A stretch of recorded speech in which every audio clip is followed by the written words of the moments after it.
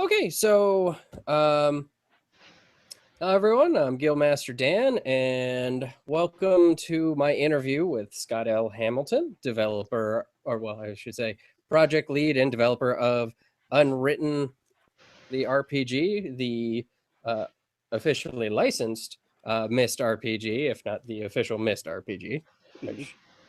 which you can also check out an intro video I did yesterday, which you'll also find on the channel called The Introduction to Unwritten, though it also works for the MMO Uru as well.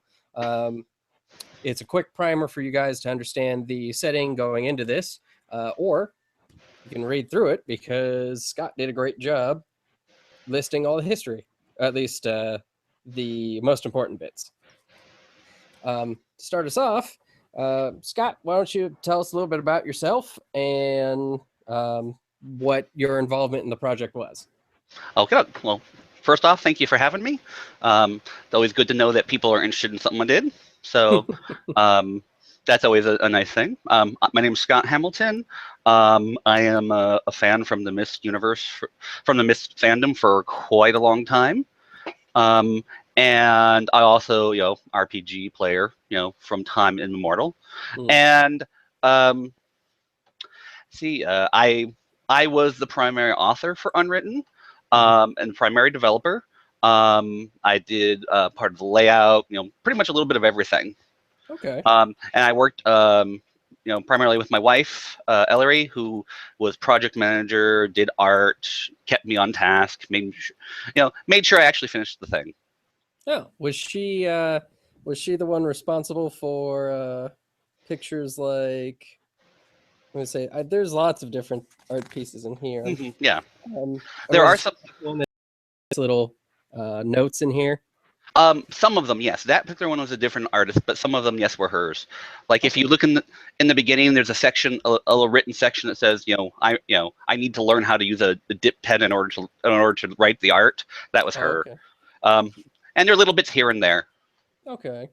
Most of her stuff, I think, was black and white as opposed to color. But Well, there were plenty. Or how about the things like this? yeah, that's another one of the other artists. That's Oh, Ree. okay. Um, a Oh, good, well, I would say, do you want to introduce your team on here? Yeah, absolutely, sure. There's myself, of course, Mhm. and my lovely wife, who is also a longtime Myst fan, and one of the people who helps run the yearly gathering of Myst fans named Mysterium. She has a even more interesting and intertwined history in the community than I do. Um, our primary historian for Denis was Gary Buttle, also known as Alumnat. Um, he's another well-known person in the community and probably knows more about Myst than some of the people at Cyan do. He also is a former employee. Um, and we had our development editing done by Leonard Becerra, Okay. the creator of the line developer of Fate Core, who is another pretty hardcore Myst fan. And that's something we discovered, that there are a lot of Myst fans out there that we've never heard of. So we'd say, "Hey, we're doing a Myst game," and people are like, "That's great." Have you seen this? Have you seen the community? No, I didn't know about that. Like, but and we had several artists. Some of them were members of the Myst fandom community. Mhm. Like the two pictures you showed were from by Reba McNeil, Okay. she's a fan, and when we were looking for artists, she said, "Hey, here's some of my stuff," and we went, "That's pretty good." Um, we also had some names from the role-playing game art community, Tazio Benton, Okay. who's done a lot of stuff, and our cover is done by Claire Hummel. Um, and she's a longtime Myst fan. She's also relatively well known in the art world. She did the concept art for Bioshock Infinite. Oh, cool. She's also, if you've ever seen the historical Disney princesses page, where it I shows think. it's a Disney princesses but with historical garb and that sort of thing. That Oh, was her. Um, neat. so, and like I said, she's a big fan, so she said, "Here, you know, this is a great." We looked at the picture and said, "Can we have that?" She's like, "Yeah, go for it." Sweet. So Well, yeah, well then I'll ask you since you probably know the answer to it. So is that supposed to be Atris? that picture is essentially, she said, was her take on the whole falling man concept. Okay. The falling man being, of course, the iconic little silhouette that falls on, you see on Myst, and Yeah. she decided it needed something more elaborate and such. So that was her take of it. I Is it do actually like how. Atris? I think it's technically supposed to be Atris. Yes. Okay. Well, I think that's a. I don't know. I think that's a rather dashing look at Atris when he's younger. Then Is I it also true? I do like how the link panel to Myst is steaming, Yeah. or but Yeah, okay. I thought it was really, evocative for Mhm. a first image. I thought so. Well, it definitely matches the dunny clothing style to some of the images that you have in here. Oh yeah, she some of the Dunny clothing images with people in Dunny clothing are actually hers in there as well. Okay. Oh, very So cool. Well, all right. I'll tell you what. Why don't we go ahead and get started with our questions now that sure. we have a general idea of which Myst fans we have to thank for helping make this. Yeah. So to start, could you give our viewers a brief description of what Unwritten is and who would like it? Okay. Unwritten is obviously based on the works of Cyan Worlds in the Myst series, and it's built on top of the Fate Core role-playing game engine. Um, and like many Fate Core games, it's a hack of it. There are things changed here and there. Um, it's much like the video games themselves. Unwritten is really focused on the experiences of discovery, of exploration, and investigation, and using that as the basis for adventures. So if you're a sort of person who likes the games like that are built like Gumshoe, for instance, or if you like some of the more standard pulp adventures, going into the unknown and going places where no human has stepped, sort of thing, you've got a lot to work with here in Unwritten. So you're saying you could have a good Star Trek through books, sort of. Exactly, precisely. Boldly go to new worlds no one has gone before, and the LeVar Burton, read a book. You're there. Well, actually, also like it occurred to me that there's somewhat of an analogy going on between the setting of Dunny and with the linking books and that of Stargate. Yes. What with ancient civilization builds the gateways, or in this case, writes the linking books. Yeah. I think that the whole parallel universe genre is pretty popular, and I think that the Myst universe provides a really great way of doing that one that a lot of gamers just hadn't known about or had not really thought about for years. Yeah, that's true. For how easy that concept of writing a world into existence is, you don't really see it used too often in fiction. Yeah. I know I haven't seen it really beyond Unwritten, or Unwritten now and Myst. Mm-hmm. Yeah, I mean, it is sort of a logical thing. It's the whole idea of getting into a book. That's the cliche. It's like, well, now you're actually getting into the book. In the book, yeah. And like I said, I've always felt that the background had a lot of potential for role playing because it has such a potentially large scope. That and it was really kind of a shame that more gamers didn't know about it. Oh yeah, and with how successful it was when Myst first came out, it's surprising that it's not talked about more nowadays. Yeah. It really seems like, and that's a shame because there's such a focus in modern gaming right now with violent or action and especially in the more storytelling games, you still see combat so tied together with everything. I Exactly. remember when I played these for the first time, it was actually kind of refreshing because, there is no combat. It's completely intellectual. It's completely it's completely calling for you to be clever. Yeah. And I think that was one of the things that Myst as a video game brought was this idea of you're just kind of in the world, and you don't have to worry. Even adventure games at the time usually had paths where you would end up dead. Mm. And Myst was one of the first ones to say, no, we're just gonna keep going. You don't Yeah. have to worry about dying. Don't be afraid. Don't be afraid of going over there because you're safe. Yeah, and that is refreshing because you really don't see that too often. Exactly. Well, I think it's after that point it's Mhm. been kind of it's become more common, but Mhm.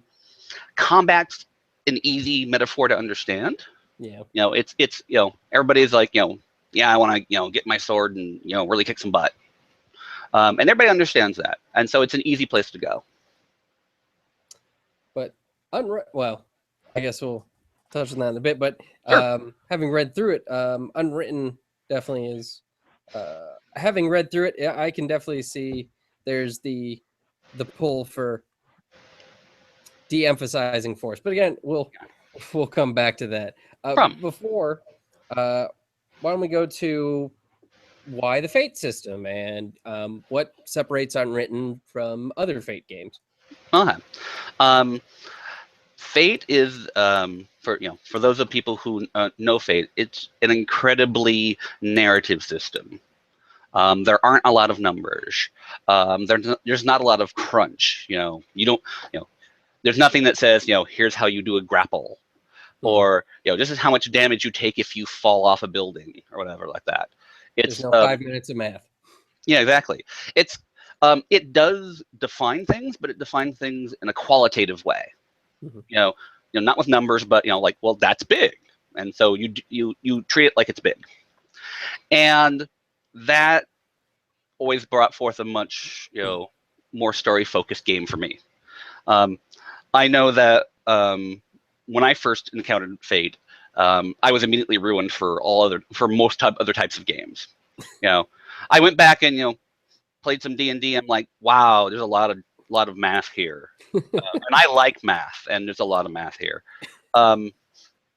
So I think that sort of focus on the feel and managing and getting close not to the system the physics of the world, but Mhm. the mechanics of the story that fit really well with uh, the Myst universe, which once again was more about atmosphere and attitude.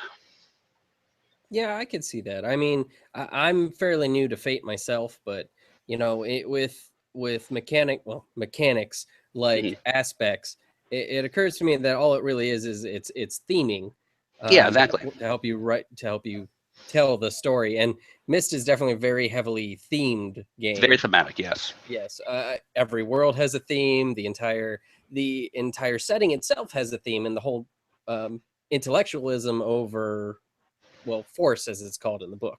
Yeah, yeah, exactly. And I think Fate does really well in being open like that, and yet providing just enough structure Mhm. where you can go, okay, I'm lost. Let's look at the structure here. Okay, now I'm back on track. Okay. Well, as a quick follow-up question, did you consider any other systems for this when you were first approaching it? Not when I was first approaching it, but through development, I did consider the Cortex Plus systems Okay. from the Margaret Weiss games, like Mhm. Smallville, Firefly, that sort of thing. Um, One thing about that is that at the time they did not have any sort of open gaming source set up at the time. Mhm. And I also, given the fact that how much fandom plays a role in, the game and in the Myst universe and its development, I wanted something that was also open source, so that it could be my one of my intentions was to give something to the Myst fandom that says, here's another way to tell stories, run with it. That's fair. That's fair. Yeah, So you wanted to go for something more universal. yeah. And I think just it aligns with Fate very, very well. Well, yeah, I mean, especially with the whole theming thing. Yeah, But now, what it is mentioned here that, like you said, it's a hack. So there's some things that's different from other yeah. Fate games. Like, what are some of those differences that players can expect? Uh-huh. Um, Probably the biggest difference that people will see right off the bat is that there is no combat system. First one of the people looks like, okay, how do I hit somebody? And the book doesn't have anything for that. One of the standard Fate Core actions, because there's like 4 basic Fate Core actions, is attack. How do you hit somebody? We took that out of the game entirely. There is no attack action, which thus then led to, we took out stress, which essentially is a hit point analog. Mm-hmm. And had to move around a couple of the other elements about things like consequences, which are lingering effects and that sort of thing. Mm-hmm. So it stepped away from like I said, the combat metaphor. We also added a couple things that we felt were very specific to to the feel of Myst and that type of game. We added a discover action. Explicitly, I'm going to find information out, and my skill helps me out with that. We added a scene type called investigations, which is which was kind of intended to kind of model the whole CSI. Everybody gets in the room and starts figuring things out thing. And we borrowed the brainstorm mechanic from Evil Hat's Atomic Robo. And renamed it. We call it deductions in there. The idea that is a way to explore, but make that exploration based off of the players as opposed to the GM. Okay. There are a couple other little things here. Do have a concept of project actions, which happen in between games because one, that's how you write ages. But it was the idea that people in the Myst universe build things. And they sometimes build really huge things that take a long time. Really complex or asymmetrical things. Oh, yeah, exactly. So the idea that there was a mechanic that kind of also took care of that, off stage, I've been working on this machine for, the last 6 months, and now I can bring it on stage.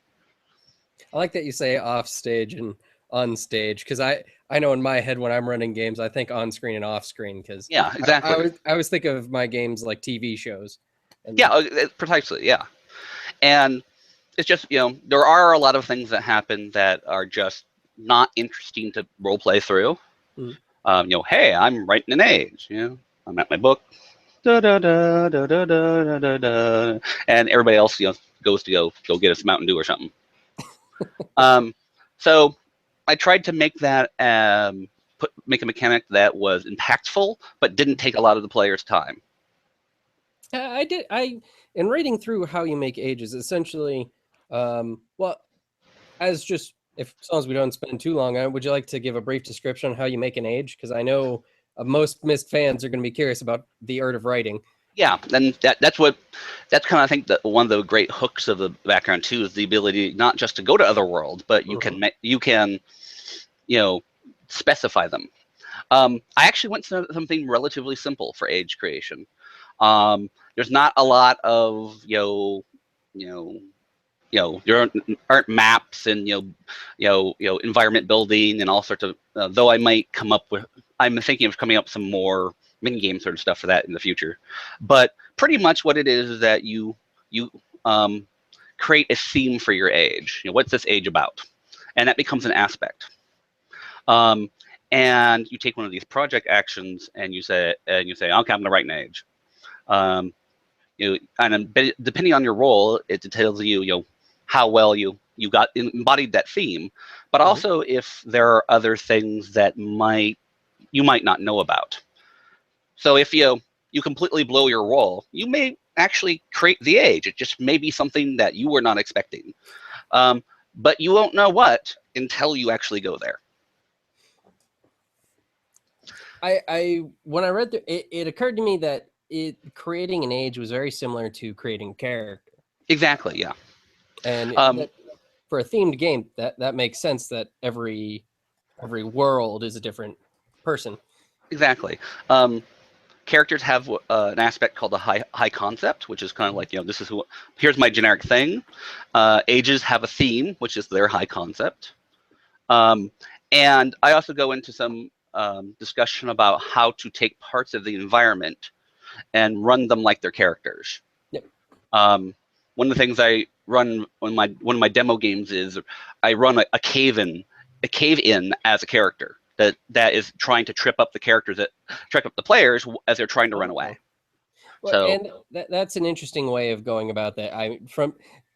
As one GM doing that's an interesting way of going about that, having the environment itself being an antagonist in that it's actually trying to mess with the characters. exactly. That's a very Fate thing. If you go to Fate communities, you'll find similar discussions about that, usually about fires and such. In fact, I think there is a Fate. There's a section in Fate Worlds of Fire where there's essentially a module / setting that is all about firefighters. And there's a big section in that about the fire being a character, and here's the fire skills: burn, spread, immolate. And as a GM, you have to play the fire, and the players play the firefighters trying to knock it down. Oh, okay. So like a mini setting or something or a situation you could plug in. Yeah. So I mean, I don't know if you've seen the Fate, the Evil Hats, Fate Worlds of Adventure, or their supplements Worlds of Fire and Worlds of Shadow. Those are just those are collections of mini settings, and often they have new sets of rules in there. Like hey, you want this setting involves flying around on a spaceship. Here's the rules for how you might want to do a spaceship, or here's all kinds of stuff like that. So they're all the very good things. I pretty much encourage everybody to buy as much Fate stuff as you can, just because evil. There's more rules you could plug into here. Oh yeah, exactly. And there's a section at the end of the book that talks about rules from other games that you could use and that plug in very well. I didn't want to reinvent the wheel. So it's not bad. Yeah, I mean, you have a good basis for it right here, and then I know the section that you're talking about. You have a list of specific games, and then pretty much anything in Fate, since it's a universal system, you can plug in. Yeah. That's another reason I chose Fate, is because it really people are going to want to tinker with it anyway. So Fate really goes with that. And Fate also seems like an easy one to tinker with, yes. Just system wise versus, again, the crunchier math heavy systems. Yeah, you can do things like, well, this makes sense, so it's true, and I don't have to worry about how many points it took or whatever. All right. Well, let's go ahead and move on then. Let's see. So something I noticed when I was reading through the book was that, I mean, the setting is the same between the two, but I noticed even in the kind of the newer stuff that I saw that Unwritten draws a lot from Uru. Yes. Are they meant to be complementary experiences?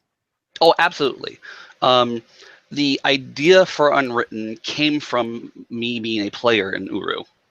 I had the opportunity to play a few characters that were sort of official. Were for you those people, restoration engineer?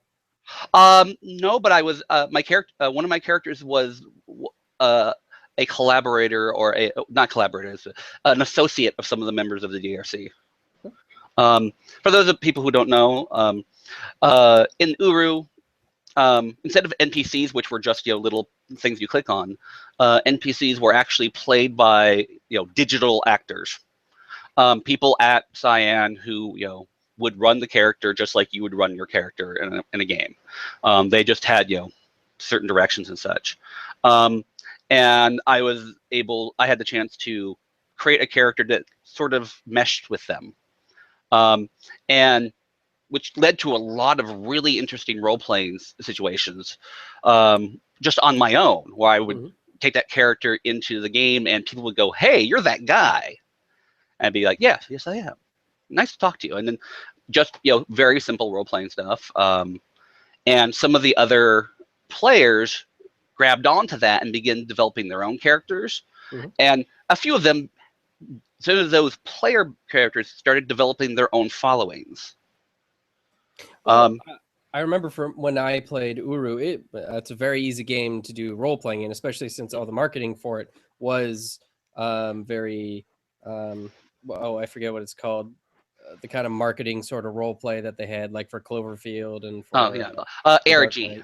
alternate Yeah, reality games. that's right. Yeah, in a way, Cyan was a little ahead of the game because they were doing that in 2003. Mhm. And one of the bases of the game, there were actually, alternate reality games happening in 2002 or such, where there's still apparently there was a billboard somewhere that no one ever found that was part of the game and that sort of thing. Really? Yeah, I had never heard that. yeah. It's one of the things is that the Myst universe, the Myst games, have a lot of things that people, when you tell them, they're like, "That's a great idea," or well, so and so does that now. It's like, well, okay, Cyan was doing that in at the year 2000, sort of thing. But there no very few people realized that was all going on. Just a small hardcore group of people who would hang out on certain forums and certain email lists. So there's a lot there for people to play with. That's a good word for it, the hardcore group of people, because it really seems like we were talking about before the interview, how it's a shame that more people haven't heard of Myst and aren't more involved in it, but those in the community are really into Myst and Oh yeah, really have a passion for it that they share with one another. That's absolutely. why Mysterium is still a thing. Yeah. In fact, there was an anthropologist by the name of Celia Pierce who specializes in video games and interactive play, and she wrote a book about following Myst fans from one game to the other, and how the Myst subculture, the Myst fans, actually fit all the definitions of a refugee population, or diaspora is the technical term. Okay. And she points out that you have this group of people who have left their homeland, which is the original Uru games, have gone to other games as a group, and have begun to not only integrate with that other game, but have begun to bring parts of their culture from from their homeland and integrate it into the game.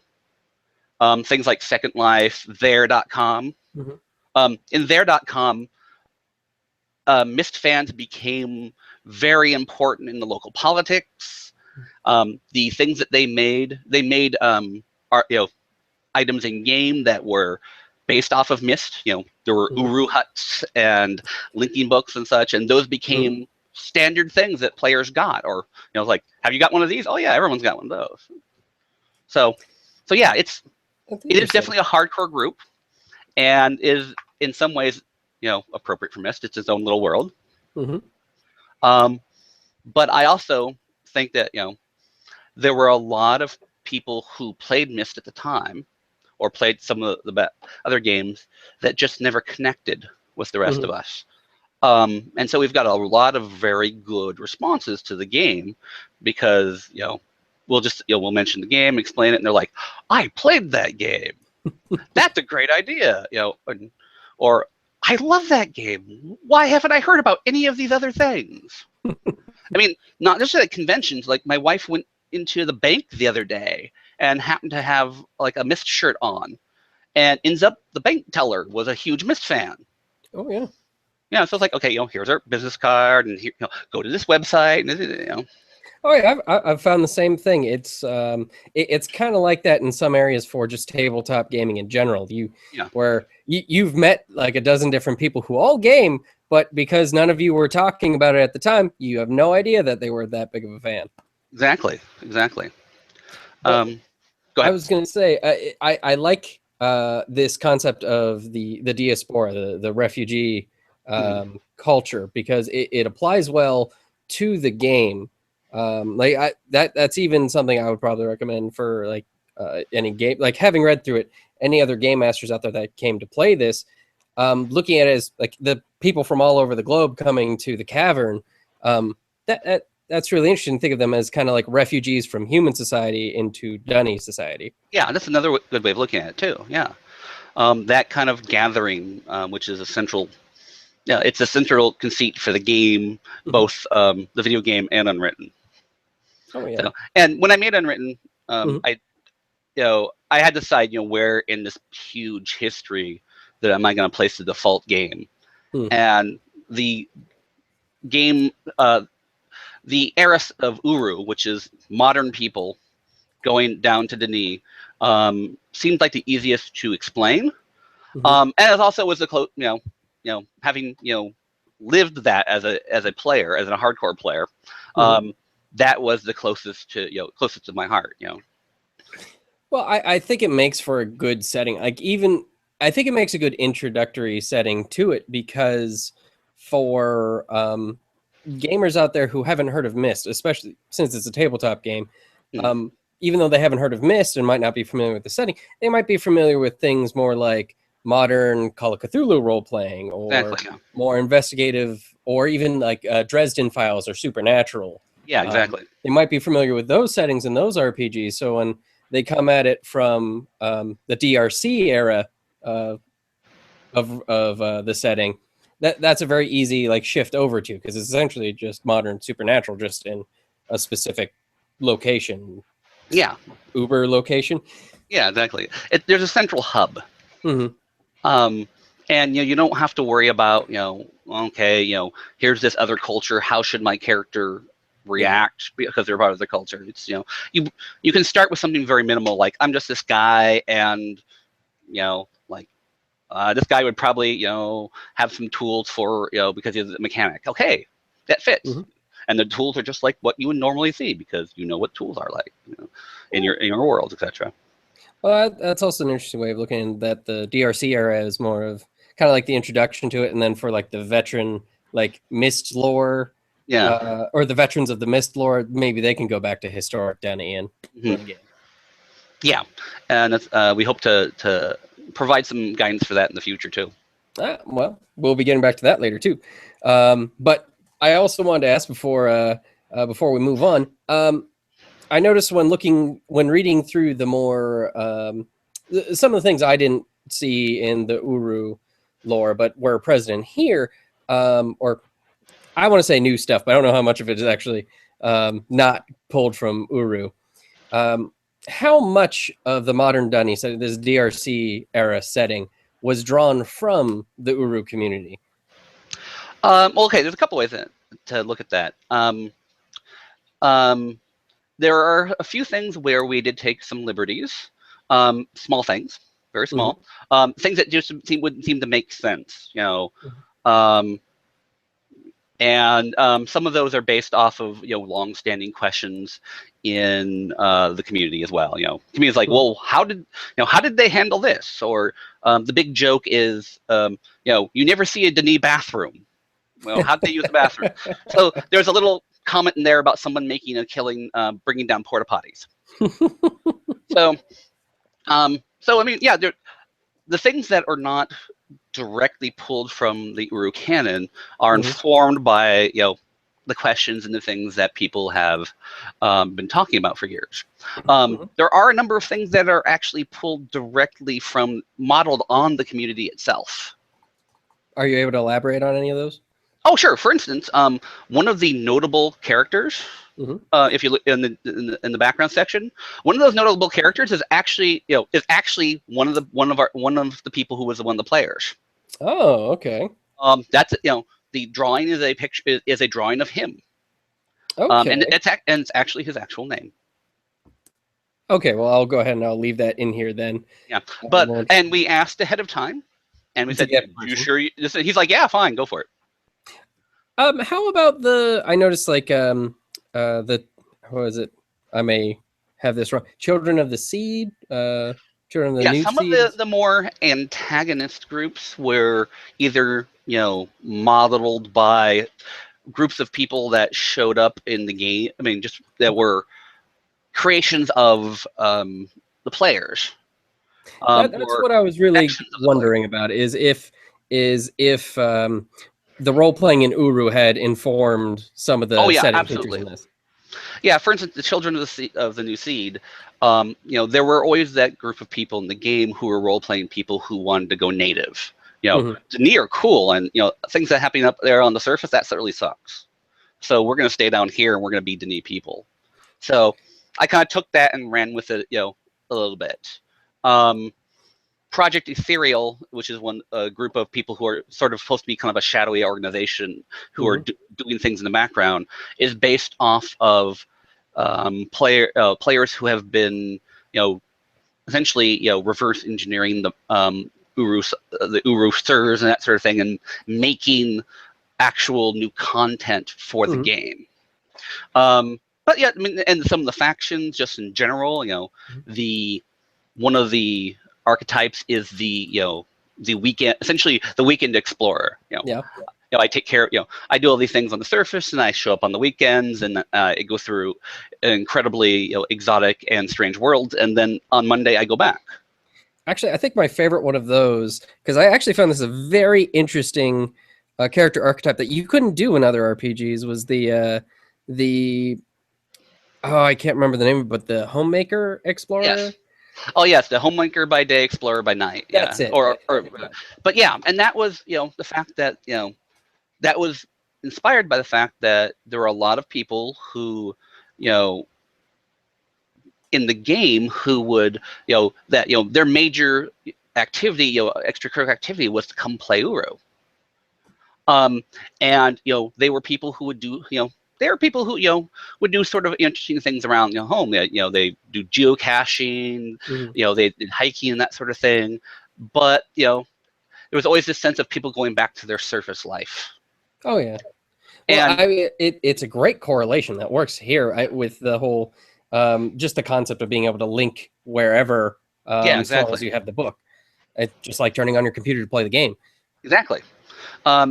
And I kind of wanted to reflect that idea, just not only as an homage to the community, but the fact that if you can teleport across space and dimensions really easily, then you're going to do stuff like that.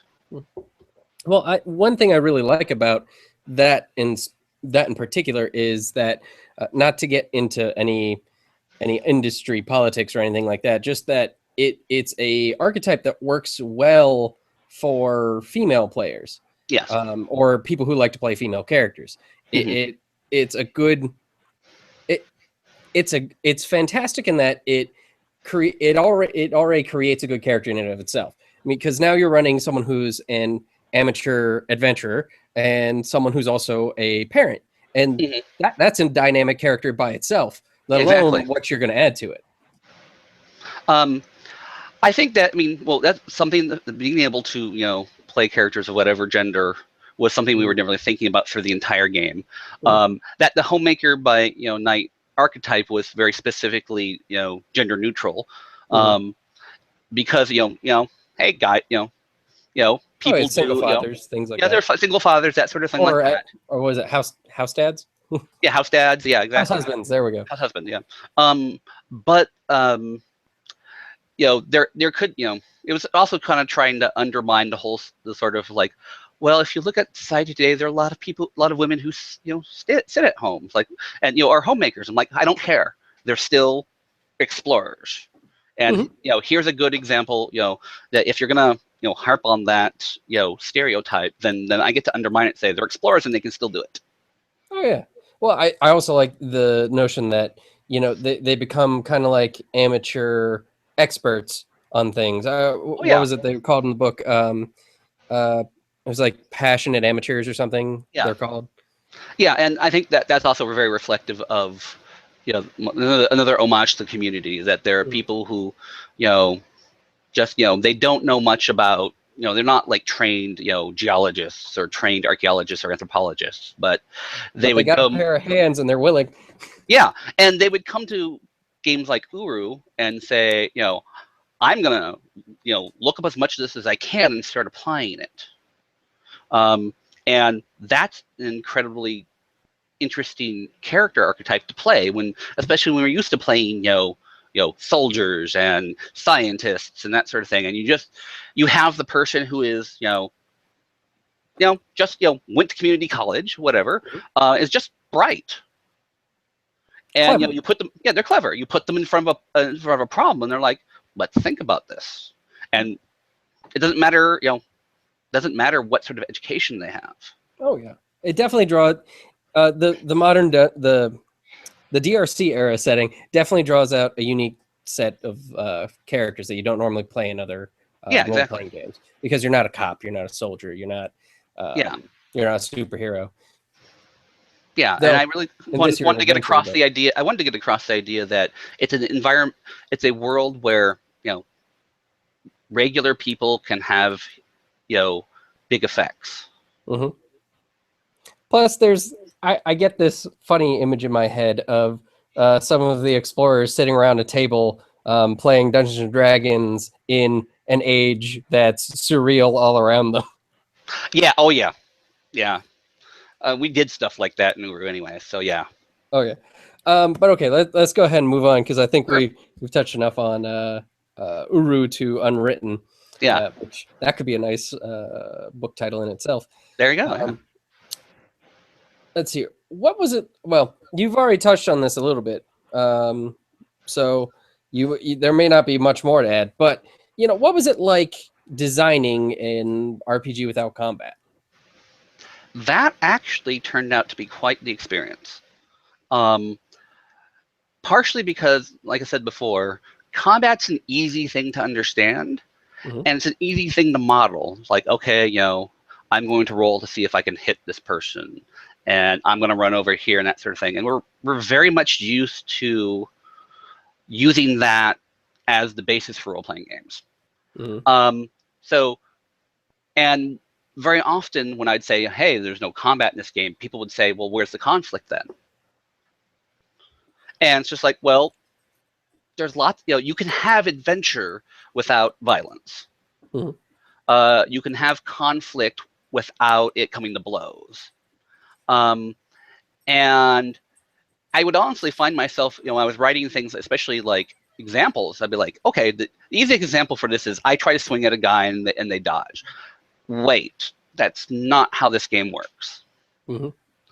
And then I would say, okay, well, how can I explain this in a way that people are exploring something, or people are trying to find something out, or dealing with the environment? Mhm.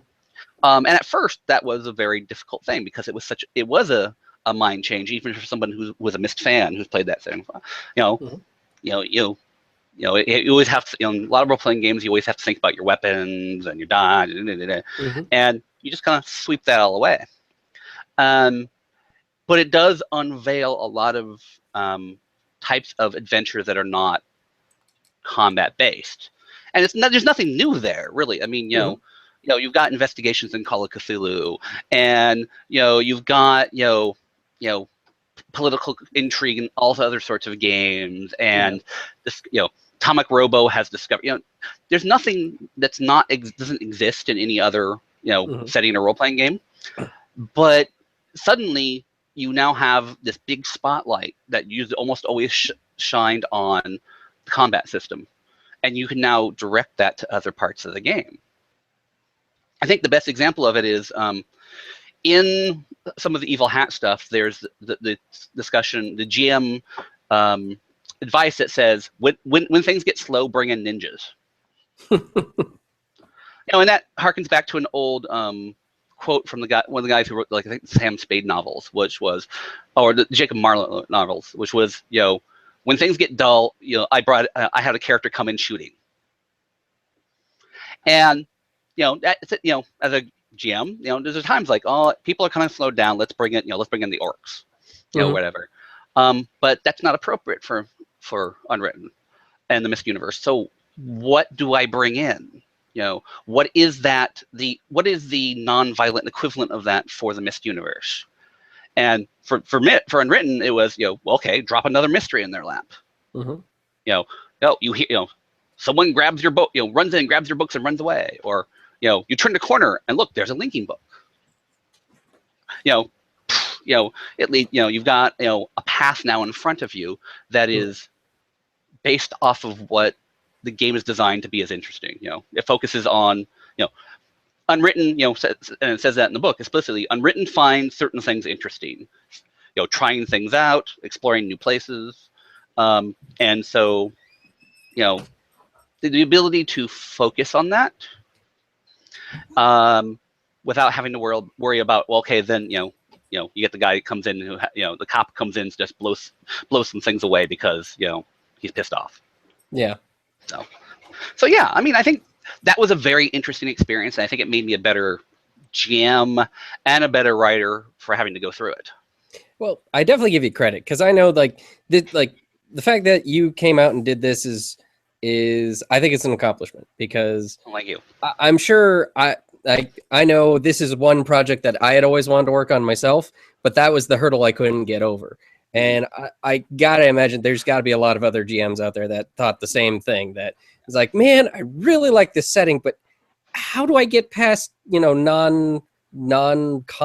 Yeah, and I give a lot of credit actually to Lenny Balsera, because he was my development editor for this and kind of my mentor through some bits of it because I'd never written a role-playing game before, and my first version was just sort of a generic Fate game, and there was a fight skill, and he kind of looked at it and said, this is not what Myst is about, so why don't you just write what Myst is about?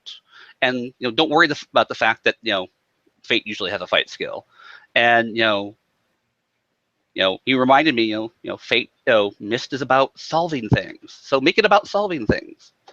And this is actually the reason that my Kickstarter was a year behind, because I'd gotten the first draft done, and he looked at it and said, this is okay, it's not a bad role-playing game, Myst deserves better. And I looked at it and went, you're right. And so I rewrote the entire book.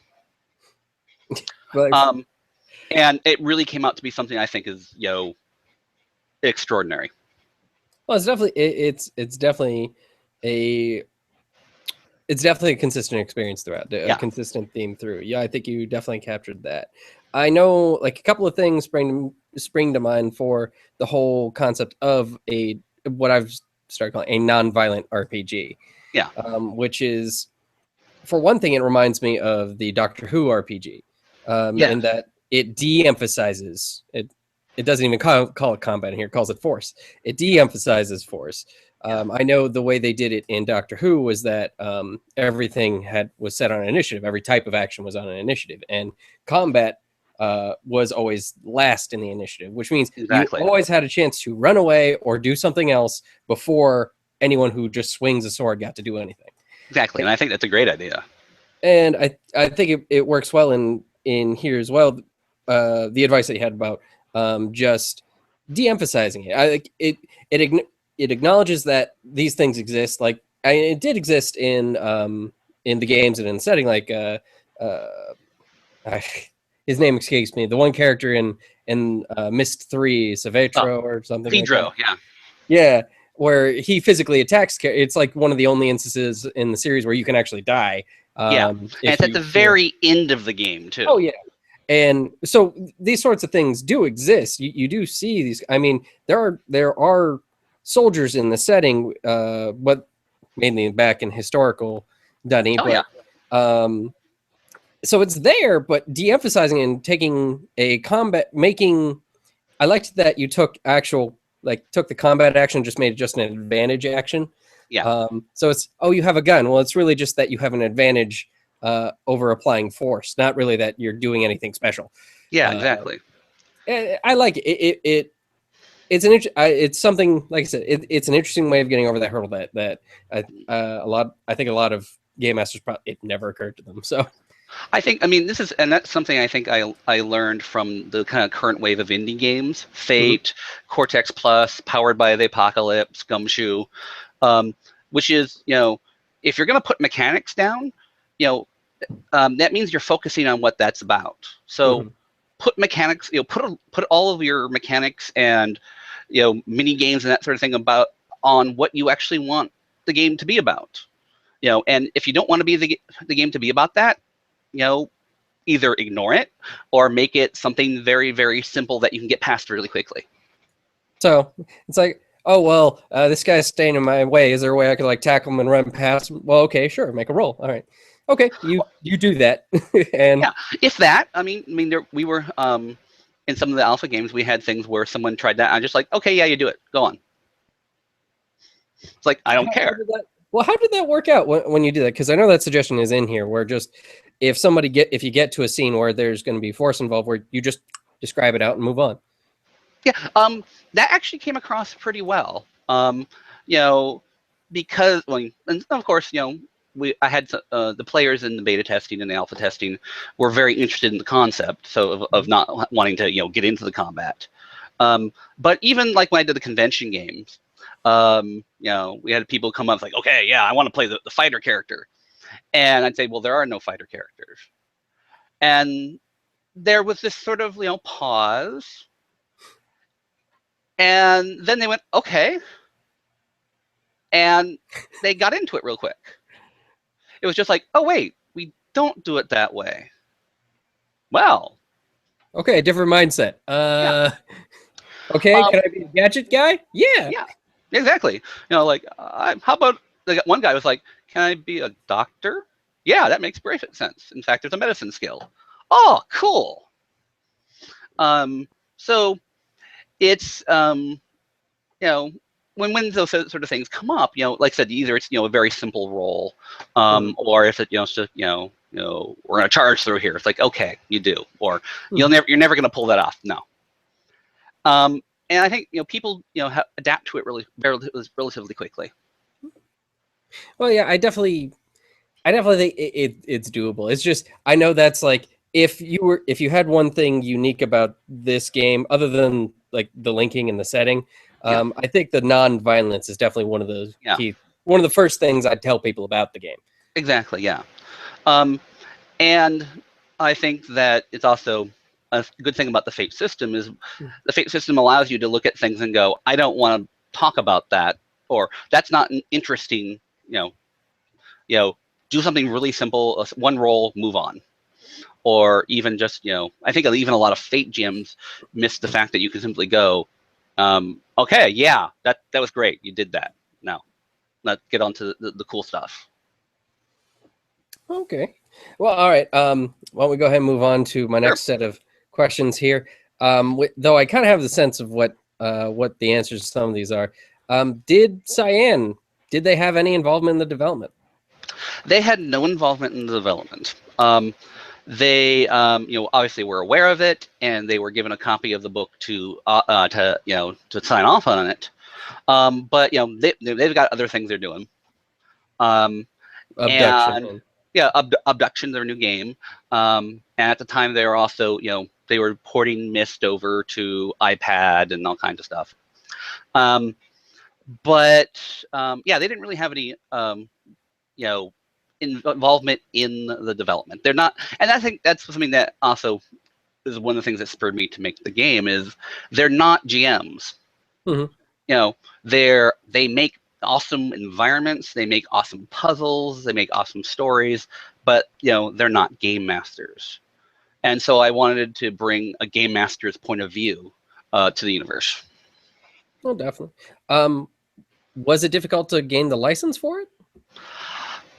I had a leg up in the sense that since I had, my lovely wife is, helps manage Mysterium. So she had worked with them several times because of that. She had a relationship there.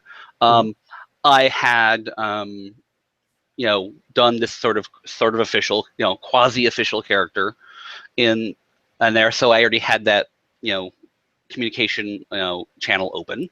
We had a rapport. We both my wife and I had a rapport with Cyan already.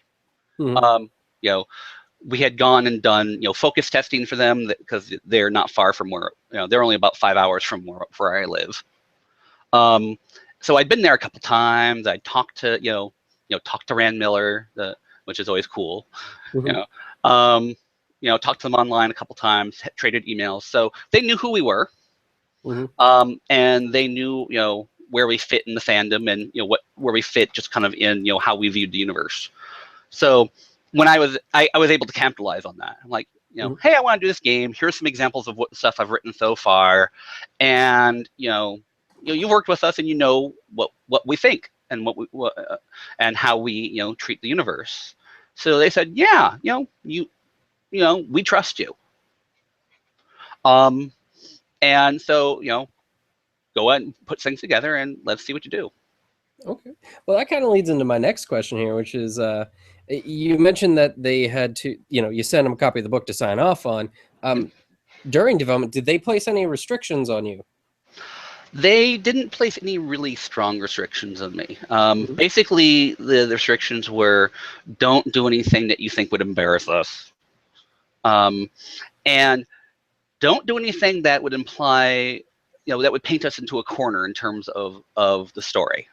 You'll notice that there are several places where in the book where I say, the history stuff is like, we don't know, or people have, as far as we know, this is what people have figured out.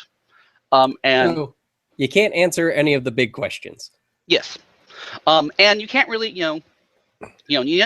part of this is that at one point in the game's history, they were going to do a lot more bringing in ideas from players and such. So they had actually kind of come up with some guidelines, which were pretty much, don't answer big questions, don't paint us into a corner, don't say anything about Alderney. Alderney did this, or this is how this worked, sort of thing.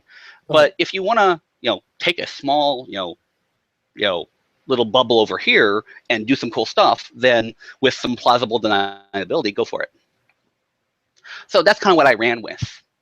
And so, like I said, there are certain places where I took some liberties. I created some, antagonist factions. I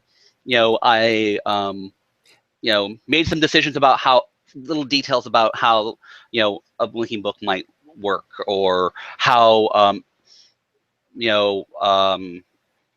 how people have spread across the cavern in ways that just would make sense that people did this, or, some people have gone off into the boondocks and not just stayed in, the main city, and would have set up their own stuff there, sort of thing. Living in all the different neighborhoods and things. Yeah, and even outside the neighborhoods. One of the things that came up with the map that I have in the game, which was created by our historian, Gary Buttle, is not the same as any map you've seen, not exactly the same as any map you've seen in the game.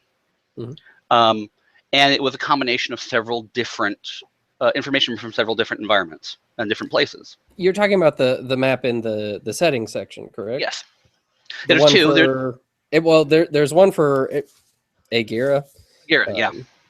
And which is then the one central for the island, and then one for the cavern itself.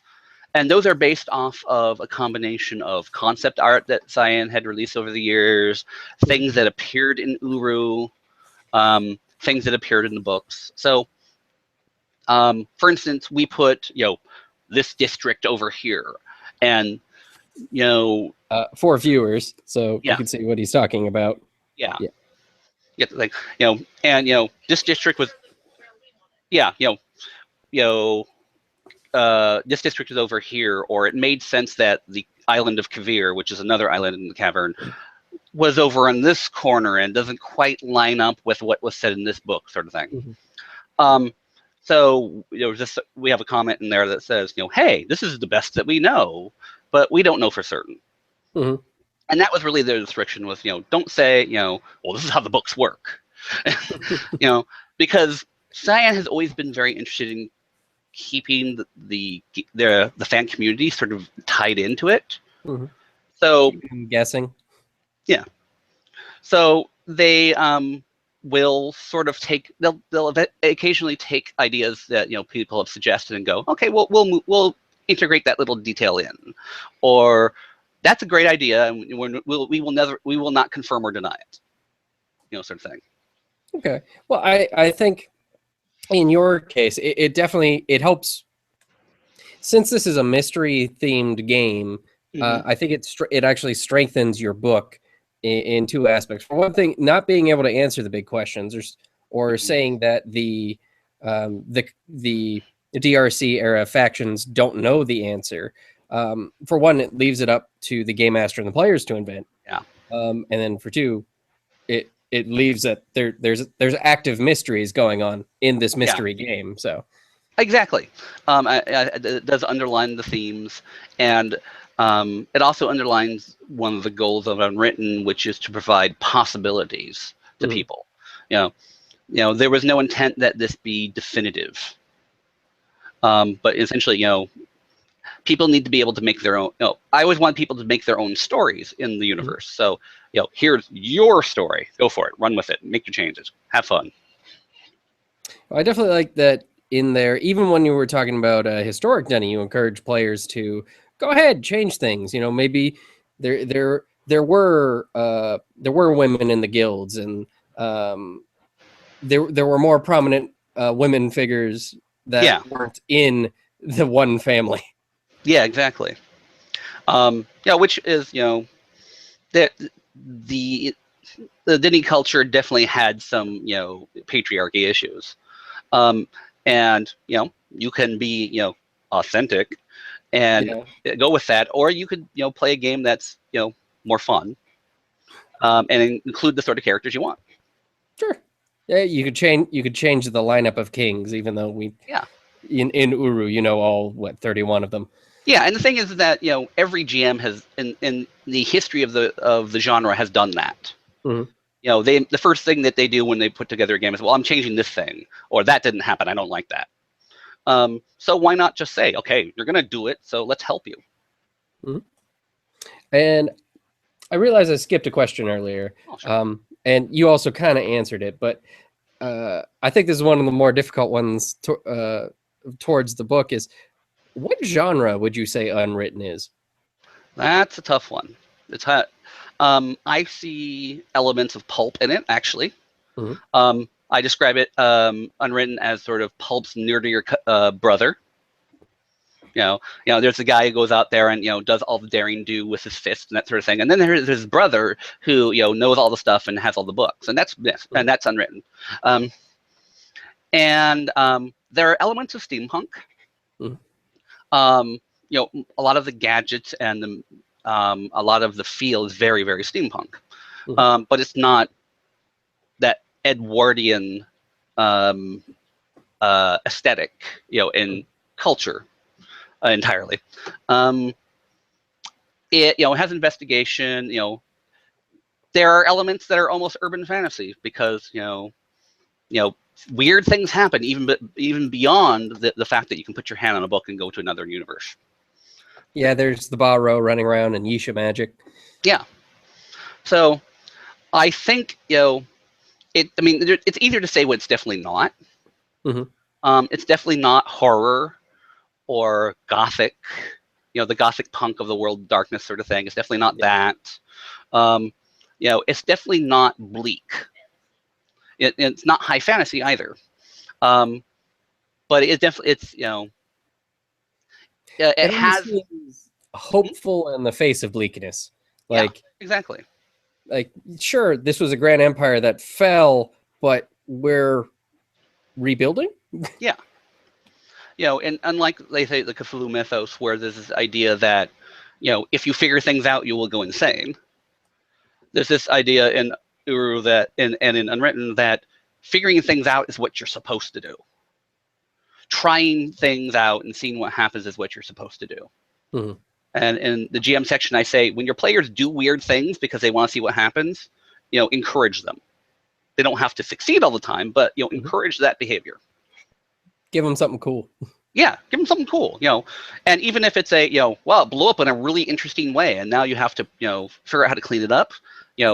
Cleaning up your cool explosions is part of the fun.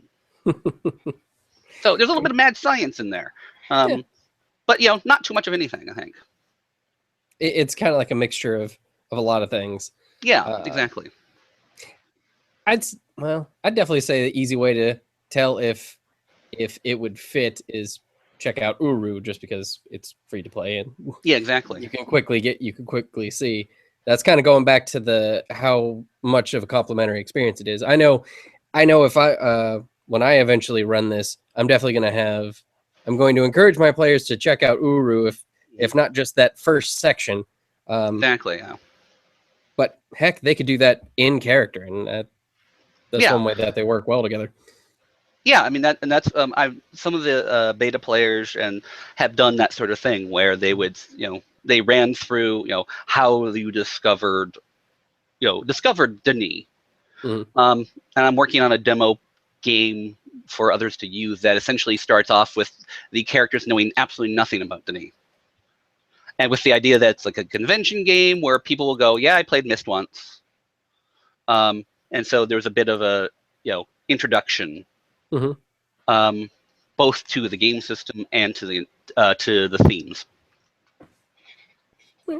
Well, that actually runs right into my next question: is what unwritten content do we get to look forward to in the future? We've got a lot of things kind of in motion.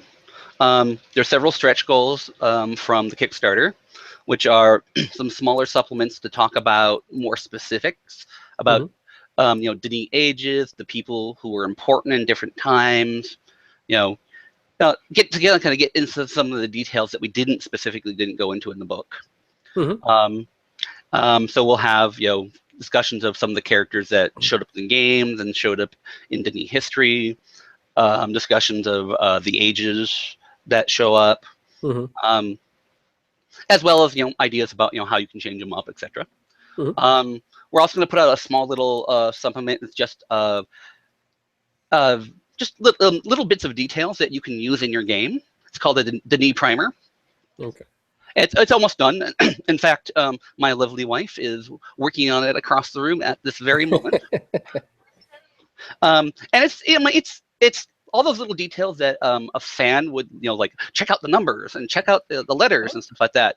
That you add flavor to the universe, but you don't want to like spend a lot of time when explaining the universe on. It's like they do have a different number system, and it's nifty to have. It's nifty to have, and here are the symbols that they used, and here's the measurements they used, and that sort of thing. I know the heart maybe have something to help people grasp some of the concepts, because I know like the Dunny concept of time was just always right over my head. Yeah. So it's just it's lots of those little details that like I said the hardcore fans like that you can use in your game to just kind of spice it up a bit. Well, in reference to the stuff that you guys are working on, and kind of going back a little bit to Cyan's restrictions on you. I mean, you kind of answered a little bit where they gave you restrictions, don't answer big questions or whatnot. But are they still open to you creating new, I guess the way to put lore, new characters, new worlds, that sort of thing? Once again, it was always in the don't paint them into a corner. So we do have ages that don't the ages that appear in Unwritten, and some of them that will appear in the supplements that have not appeared in the lore anywhere else. In fact, they're designed by some people who from our Kickstarter. That was one of the levels that you get to design an age. Oh, cool. But essentially, it's the fact that these things are possibilities that seem reasonable, and so as long as we present them as possibilities that seem reasonable and not absolute truth, Cyan has been pretty accepting of that. Okay, so it would probably be more along the lines of you can make ages that that players can use in their game. The possible people they might find in those ages. Yeah, but nothing that really reflects too much back on Dunny. Well, the things that are already canon, the things that happen in the books, the things that happen in the games, the ages that appear in those, we're going to be giving some, we'll give a list of aspects for Gen, or Atris, or talk about how you might want to play, you as a GM you might want to run someone like Aknar, run him as the just a sort of crazy or really crazy, but things that are well established we will talk about and how to use them, but we're not going to say here's this bit of information that we just made up and now it's set in stone. Okay, all right. So we really want to focus on possibilities. Oh, that's fair. I was gonna, so we're probably not going to be seeing a supplement on Relishon. Probably not. We'll talk about it a little bit and what we know. And we'll probably do some things. We could do some things like, here's a, the whole option possibility. You could run it like this, and here's the details. If you ran it like this, what would you do? And here's some things. But, I can see that. Once again, it's all about presenting the possibilities. It does fit. I mean, well, other than the whole metaphysical possibility connection, it does fit well again into the DRC era setting where the humans down there, we don't actually know what's going on. We're all we know is like from books that are in another language that we had to translate through this alphabet that will be coming out in the primer. Yeah, and I mean there are lots of details that even you could, realistically, that have been, that are details that are canon that you could realistically say, well, maybe that's not how it worked. The historians said this, but who said the historians were right? Right. Who, they wrote what they thought was, true, or what they thought they wanted, just propaganda, all kinds of stuff. So. Absolutely. Well, then also. Okay, here we go. Sorry, I lost my question for a second. Oh, no problem. Now, you mentioned this earlier, just touched on it, but since the launch of Unwritten, has the book seen much success in the community?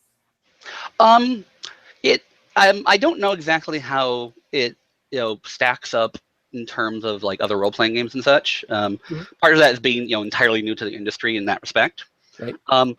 The Unwritten PDF was #1 on the small indie press on Drive-Thru RPG for several days when it came out. We've had a lot of people download the PDF. Part of that is that it's pay what you want. So there are people who are like, yeah, $0. I just want to look at it, and that was expected. Because our goal there was to introduce people to the setting and the game. And so, I mean, and we had a good number. We've had, almost 1,000 downloads, which is, not bad. It sounds impressive, at least to me. It's not Evil Hat levels, but, who is? It's not bad on Drive-Thru RPG at all. Yeah, exactly. We've had a lot of interest, but I generally qualify it as it is definitely our two main goals for the game have definitely been met, and one that was to provide a story engine for Myst fans so they can make their own stories, and we have we've already heard of several people running games in the oh my god, I always wanted to do this so there are a bunch of Unwritten games going on out there, and also to introduce gamers to the Myst universe. And my favorite example of this is that from a thread on RPGNet, where one person said, I'd heard of Myst but didn't know anything about it, and after reading the book, I am now a Myst fan and I'm looking into all the other stuff. That's awesome. Like I think mission accomplished. That's got to be like an awesome compliment for you, like converting through your book. It's definitely a compliment, but it's also that was the intent to pull these people together, because they should be talking to each other. Which good. Well, here, since we're talking about Myst fans now, sure.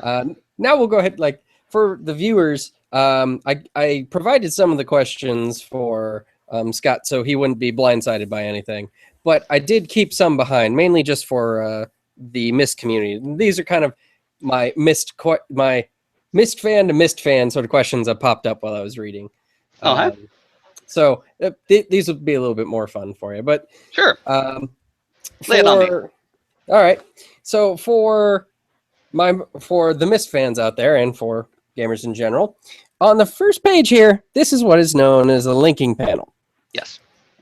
So, Scott, the first time you held the physical book in your hand, did you put your hand on the linking panel? Oh yes. that was from early on. That would be the first thing I did when I got that thing.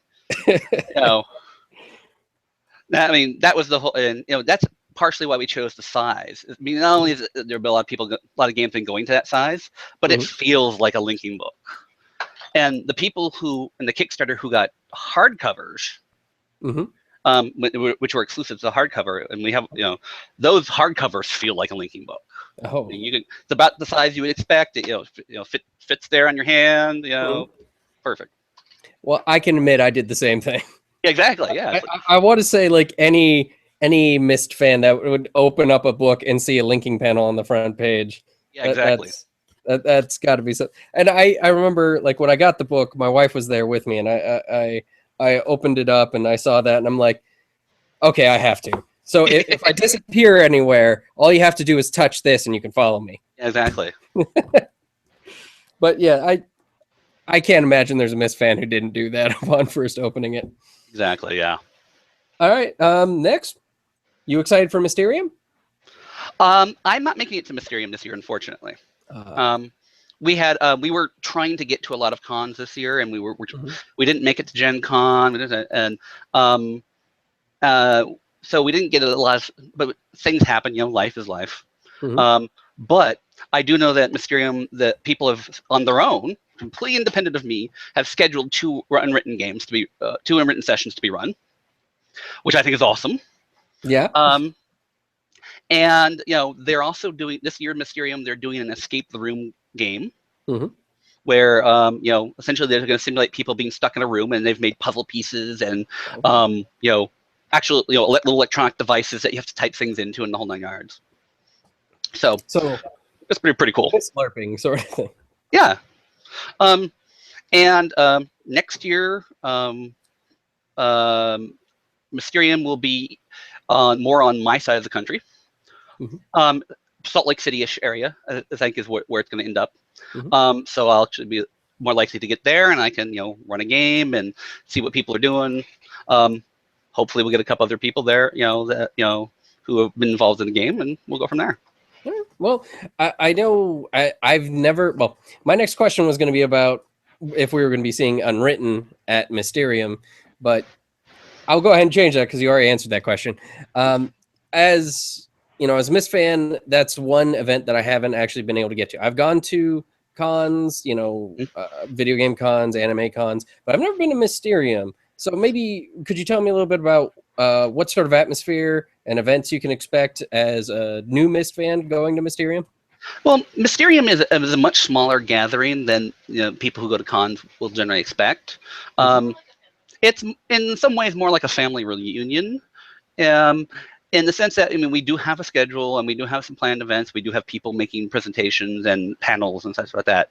But it's really about the people who love the game and the people who've been in the community to get together and share all that. So I think last year we had 130 people, I think. Yeah, looks like there are 100 but looks like there are 100 attendees this year. Okay. So those that's not much for anything that people think of as a con. No, I think those are some of the best cons, actually, the smaller ones. Just because everybody you spend your time with during the day, you then see them that night at any parties that are going on. Yeah,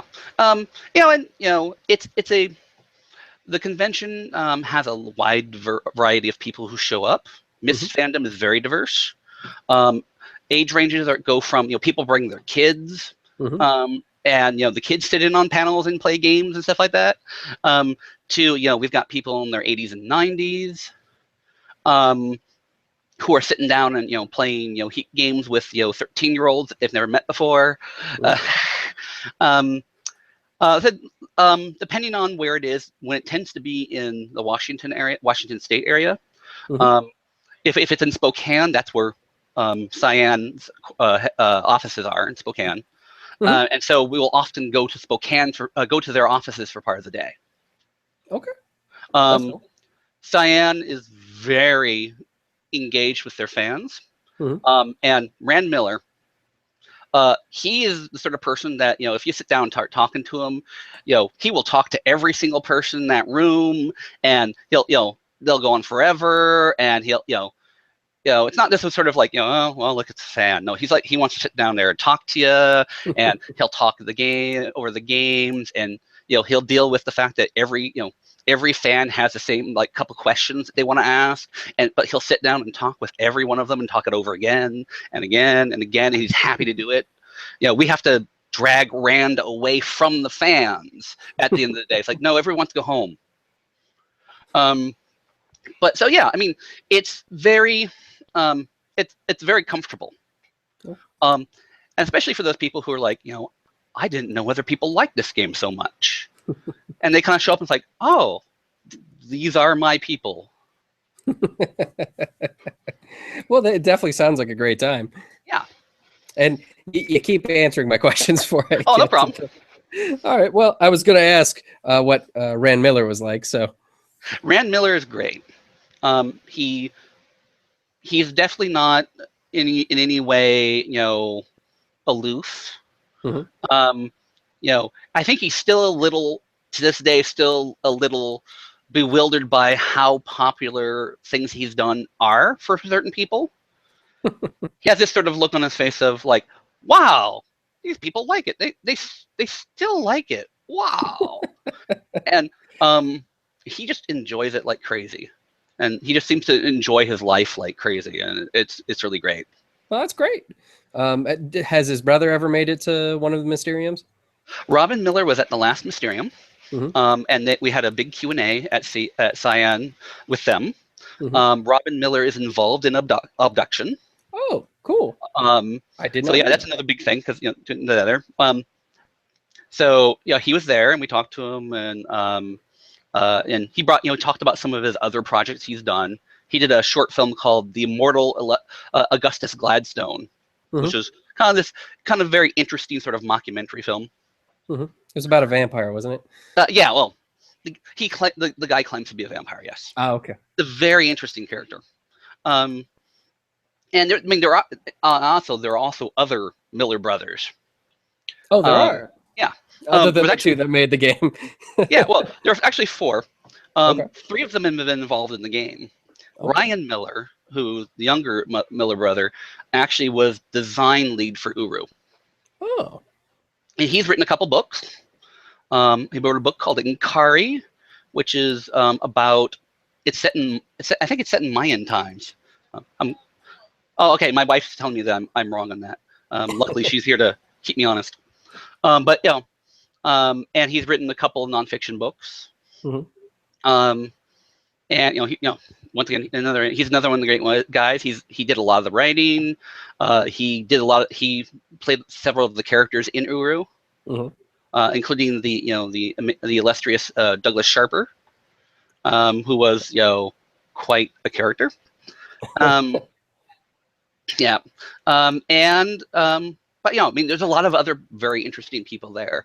Rawa, which is Richard Wilson. Mm-hmm. Oh, sorry, Watson. I'm getting the wrong word. Richard Watson. But Richard Watson. He is actually the person that the character Richard Watson in Uru is based on. Ah, that's cool. He's the person who created the Dini language. Mm-hmm. Oh, okay. And it is an actual language. Mm-hmm. We have some of the fans who deal with the language are actual linguists. Mm-hmm. But there's also people like Ryan Warsheka, who's he's currently the project lead for abduction, and there's a lot of really great people there, and they're all as much fans of the background and the universe as we are. Well, that sounds like a good time. Yeah. Like definitely getting, especially since like when it's in your area, getting to spend a little bit of time with the developers. I think that's awesome.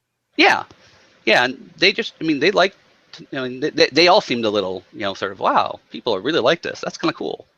Because they're kind of, Spokane's not a big city, so I mean, as big cities go, so they don't get quite the same interaction with a lot of with big populations that other places would. So they're always a little surprised. Sure. Okay. Wait, there it is. Okay. Now I know for at least in my experience, every Myst fan has a particular age that they identify with, that is like their age. It's the one that identifies the series for them. So for you, it's kind of a double question. Which game is your favorite, and what's your favorite age? What's that age for you? Okay, which game is my favorite? That's a tough one. Um, I am a little bit of a heretic in the sense that I'm very fond of some of the later Myst games. Mhm. Uh, Myst 3 Exile, Myst 4 Revelation. Um, I actually liked those quite a bit, partially Well, because of their backgrounds. well, 3 Myst, had some of the best music in the series. yeah, 3 had some of the best music, and it had a conceit in it that I really like. Is the fact that there was a very definite reason for puzzles. Hmm. In the sense that this was a place to teach people things, so that's why you have this weird ass puzzle right here. And it's because someone put a puzzle there for people to try to figure it out. Hmm. Um, but I mean, you can look at Riven. Riven's pretty much a tour de force in the genre. Um, you know, probably one of the hardest ones ever made. But God, it's hard. It's hard. It's hard to decide. I mean, I would almost have to say Uru, just because it Well, has been if it such. makes it any easier for you, I'll admit Uru's my favorite. Yeah, Uru, like by far, Uru's the one that I've played the most. yeah, because Uru has been as much a game as it has been a community, and like we said before, like a homeland. Mm. The first time I went through Uru, I was like, I've read about these places for years, and this is the closest to being there that I Oh can yeah, be. getting to walk down the streets of Dunny. Yeah, it's like, wait, I know what that is over there. That over there, that's what that thing is. I remember when hearing about Atris who jumped off, that sort of thing. Yeah. So it's a homeland for me, Mm. and I still have it. It's been installed on almost every computer I've ever had since. Yeah. I think actually right now my wife actually has the game up because she's using it for some as a reference for some of the things that she's doing. So yeah. I would go with that. Now in terms of I agree. ages, um, there are a couple different ways you could look at it. My favorite age is actually from Uru, and it's Anane. Okay. Um, and I can't completely explain why because that would spoil it. Fair enough. But it was one of the ages where when I figured out what was going on, not just the puzzles, but when I figured out the story of the age, Yeah. I was just like, oh God, they went there. Well, I would say And that age that's is definitely cool. very central to the story of Uru. Yeah, Like once you know what's going on, that's definitely like that is the core nugget of all the themes in that game. exactly. Visually, um, visually, I've always liked Kadesh Telesa, which is another Uru one, just Mhm. because big trees and the color palette does it for me. Some of the best architecture in that game. Exactly, yeah. And it's another one of those ones where the puzzles make more sense in context. Yeah, and also, see, I'll make you feel a little bit better because I'm the same way. My favorite age is from Uru as well, Mhm. and same thing. I can't explain why because it kind of ruins it. But Garishan is definitely my favorite. Yeah. That's actually the first one I played, the first full age I played in the game. So yeah, that's another one. It's like, oh wow, yeah, that's pretty cool. It's definitely one that helps you realize the scope of what the Dunny could do. Yeah, Because it's kind of similar to Pluto's The Cave, where yeah, you start out inside. It almost has a direct allegory to how you start inside the cave, and then you come exactly. out and you see. I think that Uru is really a great example of one of the things I like about the Myst games as a genre, and is that as much of the game, I mean, the puzzles and running around and that sort of thing, is one part of the game, but picking up the culture and picking up all the little details from the environment, I think is another core part of the game. Mhm. And Uru does that really well. And I think there's sometimes people who are like, I don't quite get it because they're not catching that part of the game. They're like, okay, well, there's a puzzle. I went through it. Big deal. But there's all these little things out there, little details about, the Denis or the DRC or just, that indicate how the universe works that I think that figuring that out is part of the game. Oh yeah, Oh, definitely. I know. Well, when I played Uru for the first time, I kind of missed out on the whole um, the main role playing experience in Uru because I kind of missed out back in the live days and even when it first released, I missed out. I didn't really play it socially until live again. Yeah. Um, I actually played it first as a single player experience, buying the complete pack or whatever it's Complete called. I Chronicles. forget. Yeah. Yes, I played it through that, and even then, playing it through like that, it was almost kind of like a single player role playing experience. Yeah. Exactly. Because you keep your journal, you end up writing down your thoughts, and Yeah. it's just like you're writing a journal like one of the characters. Exactly. Yeah. Though I will say, if you haven't played it, have you ever played it single player, like Oh all yeah. the way through? Oh yeah. It's definitely a creepier experience playing it single player, because with all the sounds of the barrow in the background and not knowing anything about that because that's barely touched on, Hmm. and then all this you find all these journals that are talking about all these groups of people around the city and no one's there. And then once you get into the talk of, oh well, there's some corruption in the DRC, there's something shady going on, like it just makes you wander around, like looking around corners. What happened? Where is everybody? It's definitely cool. But okay, so your favorite is Uru and Anone. Yeah. I can see that. And that's definitely a core age to the series. So Yeah. okay, here's a fun one for you. I always have fun asking this on forums. So, in your honest opinion, as someone as involved in the lore as you are, what do you think Gen would have thought of his grandson Cirrus? Oh, that's a tough one. It varies between them getting along very well, Mhm. and them being immediately at each other's throats. Um, or actually, knowing Sirius, they would act like they were getting very. They would act at first like they were getting along very well, and they'd be, sharpening the knives immediately. Like, Like they're oh yes, you're us, the great Gen. like Father never grandpa. told me about you. Yeah. Father didn't tell me about your greatness. Please show me, and then I will take care of you later. And Gen's probably looking at it the exact same way. Oh, this is the son Exactly. of Yeah. Atris who stabbed me in the back. Yeah. Oh, well, Uh, I'll get out he. of you what I need, and then I'll lock you in the Yeah. prison age. Exactly. He will be a useful pawn. I think actually something interesting that I was thinking about in relation to Unwritten was Hmm. looking at the antagonists in the core games Hmm. and how they're different from most other antagonists you see in other games. I Yeah. mean, Exactly. Gen is Gen is more typical of what you might see in another video game, but you don't see him most of the game. Yeah. It's mostly after the fact of what he did. But Yeah. characters like Cirrus I think Escher's a perfect one. Yeah. Um, they're all very they're kind of different. I don't want to say level, but they act differently from many antagonists you see in role playing games. They're interested in pursuits that are good intentioned.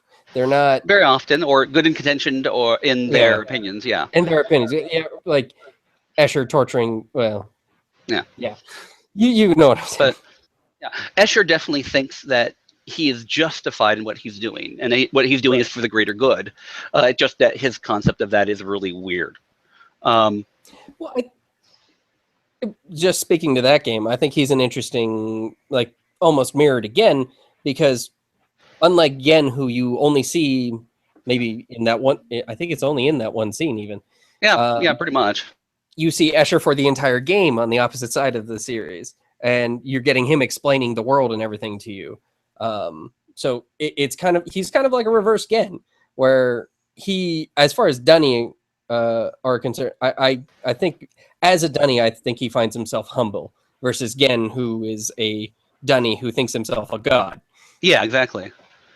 Yeah. For Escher, you know the Dunny position in the universe is you know natural and Mm, obvious, and it's just it's not he's not special. He's Denis.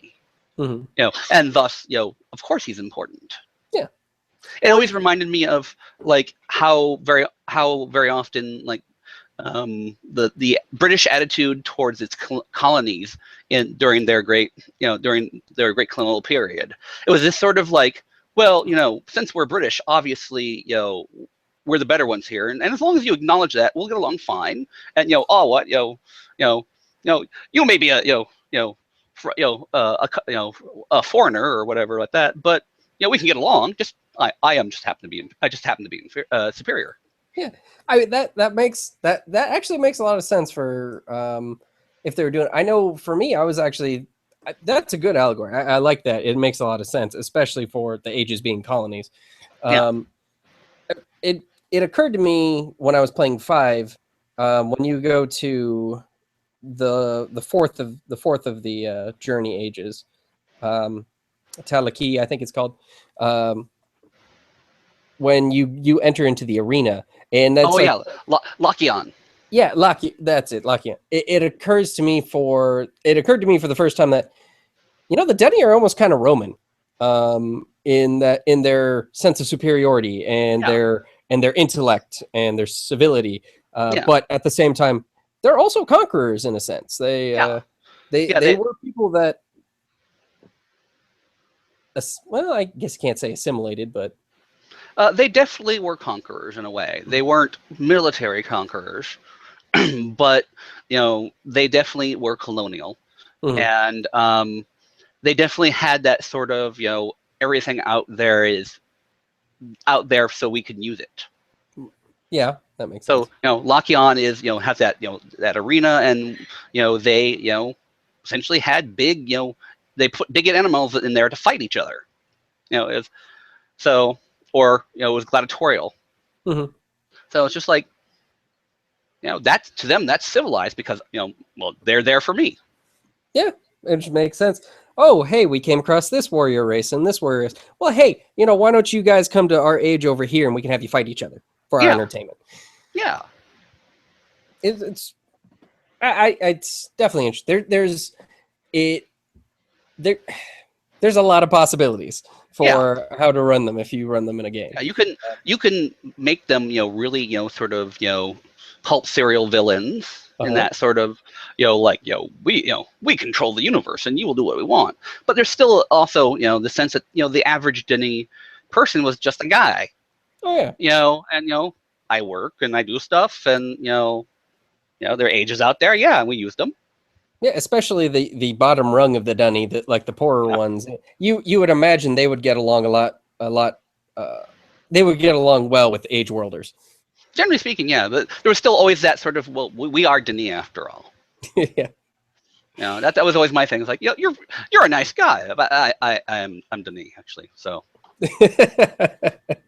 Well, I will say this also. In speaking of age worlders, it's something that did occur to me when I was looking through character creation in this book was the possibility of players playing age worlders. Oh yeah, absolutely. Like coming into the cavern. After the fall. Yeah, that actually happened in one of our alpha games. Oh yeah. Well, that was a very interesting alpha game because it was not set in that particular setting. It was actually set in Denis right before the fall. Oh, okay. And so all the characters were members of the guild except the one age worlder.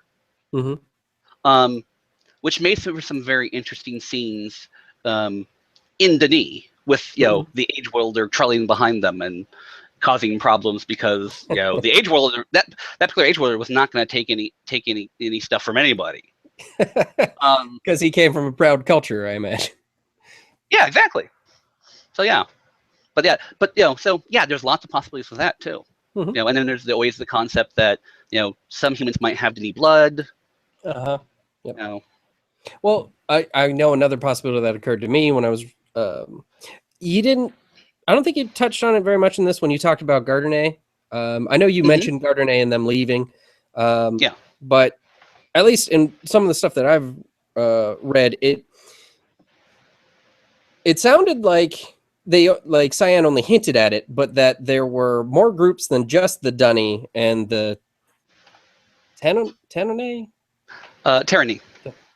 yes. other than the Tyranny and the Dunny, it sounded like there were more descendants of Gardernay that went out there. So there's always you've hit on another thing that's come up in some other what in that game never really got off the ground, but yeah, I mean, there's no reason why there couldn't be. Yeah, and you couldn't have yeah, and that's a great thing for when you're going out there and you stumble upon another Gardernay civilization, and maybe they have a very different memory of what happened. They have different viewpoints on man, I'm getting all the names wrong today. Renaref.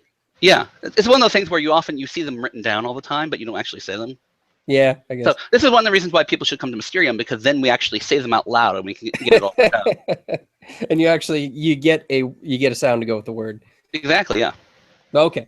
All right. Now here's my last question for the interview, and Sure. it's the kind of toughie that I mentioned before. Okay. But who knows? You might have answered this in other interviews before.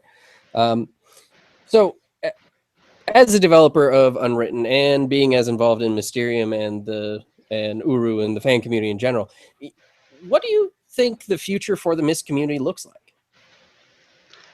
That is an interesting thing. I don't know. We are unlikely to see much more Myst content from Cyan, I think. Mm-hmm. Just because they're a small company. Mm-hmm. And they are trying to stretch out and to do some other things, diversify a bit, with abduction and such. Right. But the Myst community is it's full of very strong personalities and people who are very dedicated to the concepts. And I can give an example just in my own family. My kids, know all about Dunny. Mm-hmm. And Myst and that sort of thing. To the point where they're almost like they're almost like stories we used to tell them as kids, sort of things. Mm-hmm. My oldest son is actually getting involved with Mysterium and helping with that. And I know that we're not the only group of parents who have that sort of thing. Like I said, mm-hmm. People bring their kids to Mysterium. Mm-hmm. And sometimes, that's their family trip for the year. Okay. They get to meet Uncle Rand. Yeah, I mean, my youngest daughter, she knows Mr. Rand, mm-hmm. and knows that Mr. Rand is the person who makes that game. But also, and this is even another thing that happened. When we had our launch party locally, mm-hmm. I ran some demo games at a local gaming shop, mm-hmm. and randomly one of the guys he came to visit brought his kids in. They were 8. They were 8, 2 8-year-old girls, and he said, "Can they play?" I'm like, "Yeah, sure." We sat them down. They became the focal point of the game. Oh yeah. Because the other people were, we had some really good other players who were just like, let's talk to the kids and see what they want to do. Oh, did we lose you, Scott? Oh, I think we might have lost connection. Scott, you're kind of frozen in a half asleep sort of look here. Oh, are you Hello? Back? Okay, yeah, I think you're back. Okay, yeah, some sort of net glitch. Yep. But yeah, we had these kids who came in and they slipped right into the game. So I think that it has the potential to be something that lasts. Mm-hmm. Becomes a community that self-perpetuates. Mm-hmm. And I hope that by giving people a way to tell their own stories with Unwritten, that I've helped with that concept. So that it's not, yeah. So it's not just like, oh, look at the games, but it's like then well, now we have the stories that we came up with that we around the table, and there are a lot of very young fans of the games, just who run across them online or whatever. Mm-hmm. We have 15-year-olds who are like as obsessed as I am with the game. So and then they some of those are taking Unwritten and going to their friends and saying, "This is what I talk about all the time, and we're going to play it." Well, So it may be one of those things that peters out someday, but I think it has a lot of potential, and I think because it's such a tightly knit community that has a sense of history to it already, that it has a chance of like I said, of continuing. Okay. Well, I know for me, I liked the fact that you brought up the concept of diaspora and the refugee, because it kind of feels like that sometimes for Myst fans with like no new content coming up, but being as dedicated fans as we are, and there being all these fan projects out there, fan games being made, Exactly. Yeah. ages for Uru to be. They're being worked on. Yeah. Yeah, it's. Sometimes it can feel like you're a refugee and like you're not. It can almost be depressing, but it's like you said, it's a close knit community, and we can take heart, I guess, from other like close knit communities. Like Star Trek hasn't had something for years. Trekkies are still around. Yeah.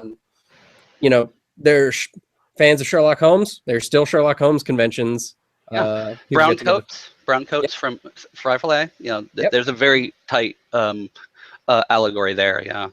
Oh yeah. Or even the Harry Potter community, even though they're getting some new stuff coming out. I mean, I know, like I was in that community, like right after the last book and the last movie dropped. It's like, okay, what else do we have to look forward to?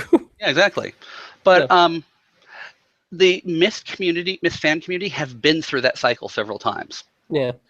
In fact, you can probably put the fact that Myst Online came back for a second run.